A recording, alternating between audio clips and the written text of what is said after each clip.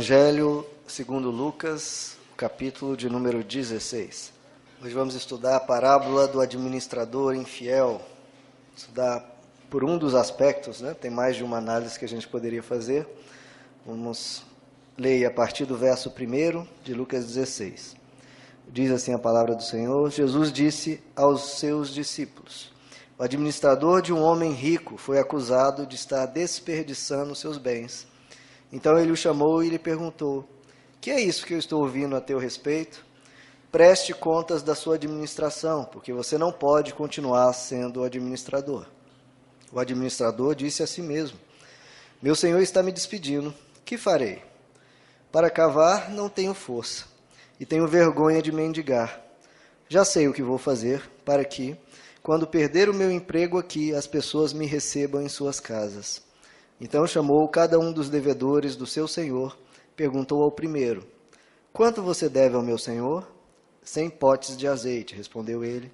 O administrador lhe disse: toma a tua conta, sente-se depressa e escreve 50. A seguir ele perguntou ao segundo: e você, quanto deve? 100 tonéis de trigo, respondeu ele. Ele lhe disse: tome a sua conta e escreve 80. O senhor elogiou o administrador desonesto, porque agiu astutamente. Pois os filhos deste mundo são mais astutos no trato entre si do que os filhos da luz. Por isso eu lhes digo: usem a riqueza deste mundo ímpio para ganhar amigos, de forma que, quando ela acabar, estes os recebam nas moradas eternas. Amém, queridos? Vamos orar. Senhor Jesus, fala conosco na Tua palavra. Esse é o ensino da boca do próprio Deus. O Senhor ensinando aos seus discípulos. Então nos ensina, a nós, filhos da luz, a granjear amigos, a crescer espiritualmente, que o Senhor esteja falando com a Tua noiva, com a Tua igreja nessa manhã. É o que te pedimos em nome de Jesus. Amém. Podemos assentar, amados? Bom, estamos aqui diante da parábola do administrador infiel, que é uma parábola um pouco estranha, né, queridos? À primeira vista, bem estranha, na verdade, porque a primeira coisa que salta aos olhos ao lermos essa parábola é o personagem que Jesus utiliza como exemplo de vida para nós. É claro que há parábolas em que Jesus utiliza personagens maus, mas nessas parábolas, esses personagens maus são exemplos do que não fazer. Já nessa parábola, uma pessoa com um caráter ambíguo, um caráter desonesto, na verdade um mau caráter, é utilizado como exemplo do que fazer. E por que Jesus escolheu essa pessoa, né, esse personagem, como o exemplo da parábola? Uma pessoa que é desonesta, como está escrito, desperdiçava os bens, então é incompetente, talvez corrupto, enfim, como o nome da parábola é dito, né, é um administrador infiel. Por que esse infiel foi utilizado como exemplo aqui por Jesus? Bom, a parábola fala, antes desse administrador infiel, fala de um homem rico, que depois é chamado de senhor, que é dono de muitos bens. Quem seria esse dono, né, queridos? Vamos trazer aqui para a nossa vida real. Quem seria o dono de todos os bens, de todas as coisas? O dono supremo é óbvio que é Deus, né, queridos? Vamos ver quais são as posses de Deus Pai. O universo inteiro foi criado por Ele. Então, Ele é o dono do universo. Toda a natureza criada, Ele é o dono. Ele é o dono também de toda a vida que existe.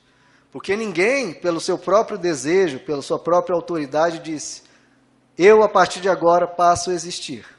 Eu, a partir de agora, eu vou nascer. Não, ninguém teve esse poder, ninguém teve esse intelecto, ninguém teve essa capacidade de dar vida a si próprio. Então, toda a vida que existe veio dele. Você só está vivo porque Ele quis que você viesse a nascer e porque Ele quis que você continue vivendo. A palavra de Deus diz que tudo subsiste através dele. O movimento também você tem, não apenas a vida, mas você não é uma árvore, né, que fica plantada no mesmo lugar. Você só se move porque Deus te deu essa capacidade. O crescimento, você não faz força para crescer, você cresce naturalmente. Nós estamos vendo aqui as crianças, elas crescem sem esforço nenhum, sem fazer nenhum cálculo matemático. Elas estão crescendo porque Deus dá essa possibilidade ao ser humano. Toda inteligência, todo pensamento, toda saúde, toda beleza, tudo o que você tem, querido, foi lhe dado. Tudo que você tem vem pronto. É claro que o ser humano produz aí coisas maravilhosas, né? Automóveis, aviões, computadores, televisões. Mas tudo isso o ser humano produz a partir de algo que existe. O ser humano não pegou do ar e começou a fazer as coisas, não. Ele pega do que existe e vai transformando. E até para produzir essas coisas, os materiais, os elementos, tudo que existe precisa ter as suas características diferentes e únicas para que possa se produzir automóveis, etc. Então tudo nos foi dado, querido, tudo mesmo. Em Tiago capítulo 1 diz que toda boa dádiva e todo dom perfeito vem do Pai das luzes. Tudo que você tem, seja material, seja espiritual, seja virtude que você possa possuir, tudo isso veio pela graça de Deus trabalhando em você. Tudo. Então riquezas, saúde, bens, o tempo, que nós temos um dia após o outro, o tempo que você tem para viver, seus talentos, as suas virtudes, tudo foi lhe dado. Nada nós temos de nós mesmos. Então, queridos, se nós não temos isso, isso não é nosso, realmente foi nos dado, então nós estamos, na verdade, administrando os bens de outra pessoa, os bens de Deus. Você está administrando o que Deus, na sua misericórdia, lhe concede. É como se o mundo inteiro fosse uma casa, os céus fosse o telhado, as estrelas, o sol fosse as lâmpadas, a natureza toda fosse uma mesa de banquete, e você está aqui para administrar tudo isso. Bom, e a pergunta é, como é que nós administramos esses bens que Deus nos dá? O universo, a vida, o tempo, os teus talentos, as tuas virtudes. Como é que administramos isso? Bom, eu acho que não é difícil de perceber que administramos isso de forma incompetente, de forma errada, desperdiçando tempo, desperdiçando os bens, desperdiçando os nossos talentos.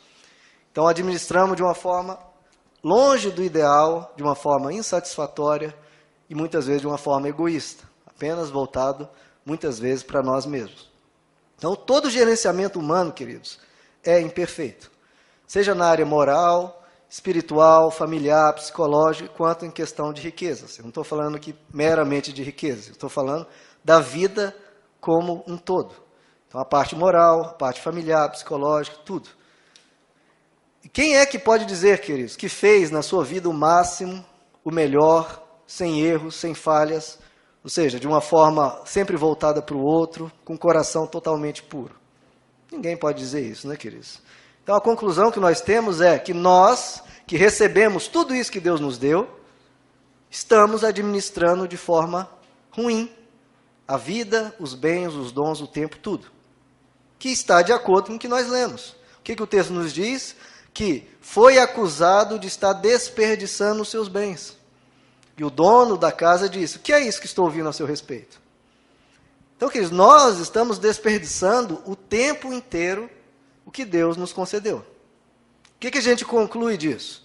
Que se o dono, o homem rico aqui, o Senhor, é Deus, o administrador infiel é quem? Somos todos nós, né, queridos? E o que vai acontecer, queridos? Veja só no verso 2 aí de Lucas 16. Então ele o chamou e lhe perguntou, o que é isso que estou ouvindo a seu respeito? Preste contas da sua administração, porque você não pode continuar sendo o administrador. Então, quando Deus vê, queridos, o que estamos fazendo com o mundo, o que estamos fazendo com o próximo, o que estamos fazendo com nós mesmos, com tudo o que Ele nos deu, e vê a quantidade de violência, de corrupção, de destruição, de matança que o ser humano produz. Isso em termos mais graves, mas em todos nós, a quantidade de erros que produzimos, está dito aqui, preste contas da sua administração. Deus diz para cada um de nós, preste contas. O que é que você está fazendo com a sua vida? E do jeito que está, o que Deus diz é, você não pode continuar sendo o administrador. Então, queridos, esse administrador aqui de Lucas 16 foi apanhado. E todos nós também, porque está escrito que não há nada que esteja escondido que não venha a ser revelado e nada que esteja oculto que não venha a se tornar conhecido. Deus já sabe todas as nossas fraquezas e todas as nossas imperfeições e as consequências estão vindo. As Escrituras nos diz que há um dia marcado em que todos nós compareceremos perante o tribunal de Cristo para prestar contas. 1 Pedro 4 diz que todos teremos que prestar contas àquele que está pronto para julgar vivos e julgar os mortos. Então, todos nós vamos ter que fazer esse acerto de contas. E esse administrador infiel, veja a sabedoria dele. E aí começa ele a ser o exemplo. Ele não começou a se justificar. Não, Senhor, mas isso ocorreu porque... Não, ele não deu justificativas. Ele não tentou se explicar, não tentou criar alguma forma de argumentação para enrolar aquele senhor. Não tente enrolar Deus, não tente colocar justificativas. Uma coisa horrível é usar de justificativa, queridos. Como Adão e Eva fizeram, tentaram se justificar. Não há justificativa. Ou ele também não tentou culpar a outros. Não, eu fiz isso, foi por causa daquele outro servo, por causa daquele... Não, não culpe outros dos seus erros. Os seus erros são seus. Alguém pode ter te provocado, alguém pode ter te estimulado, Satanás pode ter atuado para que você caísse, mas o erro ainda assim, a responsabilidade ainda assim é sua. Então não culpe os outros. O Evangelho nos diz que Deus não permite que ninguém seja tentado acima das suas forças. Então, você poderia ter resistido, você poderia ter dito não. Então não culpe aos outros como Adão, que disse, não, foi a mulher que tu me deste. Ao dizer isso, ele estava culpando tanto a Deus, né, que deu a mulher, quanto a própria mulher. Enfim, queridos, ele não se justificou, ele admitiu que estava errado, ponto final. Então, essa é a primeira coisa que a gente tem que admitir, estamos errados. E o segundo ponto, ele admitiu, é o fim. Meu Senhor quer me demitir, e realmente é o fim. E quais eram as consequências possíveis, queridos, aqui nessa época? Ele mencionou, a primeira coisa, claro, é a demissão. Que o Senhor disse, você não pode ser mais o administrador, porque você está roubando, você está sendo incompetente, você está desperdiçando os bens. Então, primeiro ponto, a demissão, você está fora, não vai ser mais meu administrador. Esse era o primeiro ponto, mas poderiam vir muitas outras coisas após isso. Porque, primeiro, a lei da época dizia que aquilo que você roubasse, você teria que pagar 4 vezes mais. E esse administrador infiel está pensando, peraí, eu vou ser demitido, mas além disso, eu posso ser cobrado por aquilo que eu peguei que não era meu. E se ele tivesse que pagar 4 vezes mais, provavelmente ele ficaria sem qualquer recurso. Isso se conseguisse pagar. E se não conseguisse pagar, a lei da época dizia que tinha que ficar preso até que pagasse tudo. Então, demissão, teria que pagar 4 vezes mais, provavelmente ia para a prisão, e além disso, obviamente, nunca mais ia conseguir serviço nenhum. Porque quem é que iria dar emprego a essa pessoa que havia roubado, mesmo no emprego tão rico, tão bom, ele havia roubado? Então ele era um ladrão, seria marcado na sociedade como um ladrão. Então o primeiro ponto é isso, que nós temos que admitir diante de Deus, primeiro, que nós somos infiéis no nosso trato, naquilo que Ele nos dá, e que nós erramos, queridos. Assim, eu fico horrorizado quando uma pessoa diz, não, dos 10 mandamentos eu estou muito bem em todos eles, eu estou guardando todos os 10 mandamentos. Bom, querido, deixa eu te dizer uma novidade, se alguém que acha que guarda os 10 mandamentos, eu quero te dizer que eu não guardo nenhum deles. Nenhum dos 10 mandamentos eu guardo, não conforme Deus quer. Porque o primeiro mandamento é ter um só Deus. Quantas vezes ao longo do dia, ao longo do mês, a gente coloca outros deuses na nossa vida? Damos mais importância a uma família, ou a uma questão, a um problema, e deixamos de buscar a Deus. Quem é que honra Deus, como Senhor, todos os tempos, todos os minutos da sua vida? O segundo mandamento diz para não fazermos imagens de idolatria. Quem é que muitas vezes não adota um determinado ídolo? Que em vez de obedecer uma voz de Deus, um ensino do Evangelho, acaba ouvindo o conselho, ou a própria sabedoria, ou o seu egoísmo, colocando a si mesmo ou a outros como um ídolo na sua vida. O terceiro mandamento diz para nós não tomarmos o nome de Deus em vão. Quantas vezes a gente ensina coisas que não são do Evangelho, ou coloca Deus, culpando Deus de uma determinada situação, que ele não tem nada a ver com aquilo. Enfim, às vezes colocamos o nome de Deus e não honramos esse nome como deveria. Quarto mandamento, você ter um dia dedicado ao Senhor. E quantas vezes você desperdiça o seu tempo?